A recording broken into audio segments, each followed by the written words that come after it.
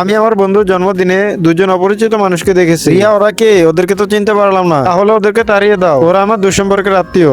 ওনারা যদি তোমার আত্মীয় হয় তাহলে ওনাদেরকে আমাদের সাথে কেন নিয়ে আসছো না? আমি ওনাদেরকে এখনই নিয়ে আসতেছি। না, ওনাদেরকে ওখানে বসে থাকতে দাও। আঙ্কেল আন্টি, আপনারা পেট ভরে খেয়ে যাবেন কিন্তু।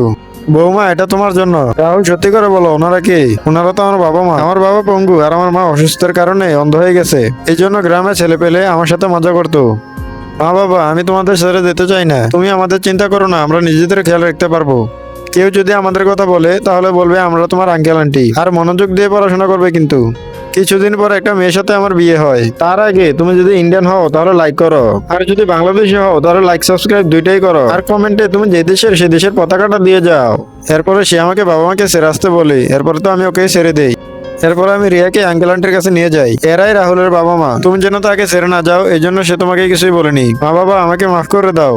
ওঠো মা, আমাকে মাফ করে দিন। আমি অনেক দেরি করে আপনাদের কাছে এসেছি। আমার বৌমা কতটা ভালো। তুমি এত ভালো বাবা মাকে কেন গ্রামে রেখে এসেছো? এখন থেকে আমরা সবাই একসাথে থাকবো। মা বাবা, আমাকে মাফ করে দাও। যারা বাবা মাকে ভালোবাসো অবশ্যই ভিডিওতে একটা লাইক দিয়ে দাও।